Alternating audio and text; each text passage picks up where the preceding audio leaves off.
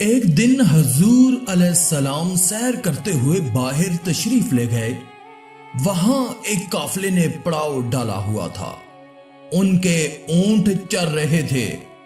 خوش قسمت بہت خوبصورت اونٹ تھا جو میرے حضور علیہ السلام کو پسند آ گیا۔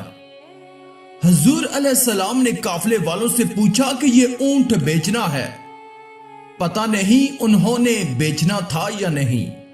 جب میرے حضور نے پوچھا کہ یہ اونٹ بیچنا ہے تو انہوں نے کہا کہ بیچنا ہے۔ اچھا کتنے کا بیچنا ہے؟ کہا جی اتنے کا بیچنا ہے۔ سودا طے ہو گیا، بات چیت ہو گئی۔ حضور علیہ السلام نے فرمایا کہ میں کوئی تاجر کی غرض سے آیا نہیں کہ میں رقم ساتھ لے کر آتا، میں تو سیر کرتے ہوئے یہاں آن نکلا۔ یہ اونٹ مجھے پسند آ گیا اور سودا طے ہو گیا۔ ایسا کرو کہ یہ اونٹ مجھے دے دو، میں گھر جا کر اس کی قیمت آپ تک بھیج دیتا ہوں۔ انہوں نے کہا ٹھیک ہے۔ میرے حضور اونٹ پکڑ کر گھر کی طرف چل دیے۔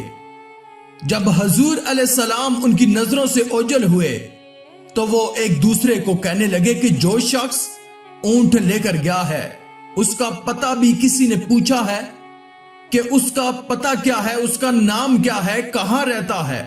اونٹ لے کر چلا گیا ہے اور ادھار لے کر گیا ہے۔ جب کسی کو نقد سودا دیا جائے تو اس کا پتہ پوچھنے کی ضرورت نہیں ہوتی، اور جب کسی کو ادھار دیا جائے تو آپ کو اس کے بارے میں معلوم ہونا چاہیے، یا تو درمیان میں اس کا کوئی ضامن ہونا چاہیے۔ وہ ایک دوسرے سے کہنے لگے کہ او نادانو، ایک شخص آیا، تم نے اس کا عطا پتہ اور نام تک نہیں پوچھا، قیمتی اونٹ پکڑ کر دے دیا۔ کیا تم سب کی عقل پر پردہ آ گیا تھا کہ کم از کم اس کا نام ہی پوچھ لیتے؟ تو وہ بولا یار میں کیا کرتا؟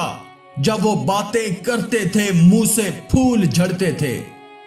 دوسرا کہتا ہے کہ میں تو ان کی آنکھیں ہی دیکھتا رہا۔ جب انہوں نے یہ گمان کیا کہ ہم نے قیمتی اونٹ ضائع کر دیا تو اب تک خاموش بیٹھی سردار کی بیوی نے خیمے سے پردہ اٹھایا اور کہا کہ خبردار، کسی نے بھی ان کے خلاف کوئی بات کی، اگر وہ شخص تمہارے اونٹ کی رقم دینے نہ آیا تو مجھ سے لے لینا، میں اس شخص کی ضامن ہوں۔ لوگوں نے کہا کہ اچھا تو آپ اسے جانتی ہوں گی؟ اس نے کہا نہیں، میں بھی نہیں جانتی۔ کہا جب جانتے ہی نہیں پھر ضمانت کیسے دے دی؟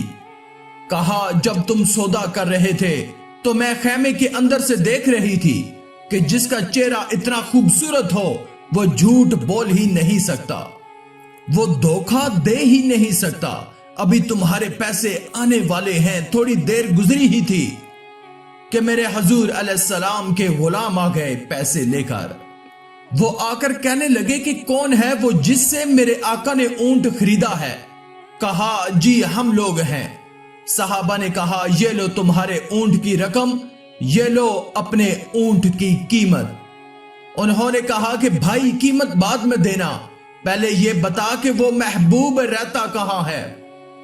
صحابہ نے کہا کہ سامنے مدینے میں اس محبوب کے ڈیرے ہیں۔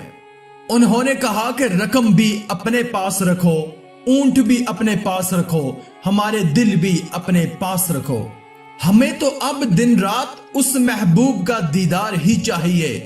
میرے حضور کی صورت ہی کیا دیکھی، اونٹ بھی بک گیا، خود بھی بک گئے، سارے کا سارا قافلہ مسلمان ہو کر حضور کی غلامی میں آ گیا۔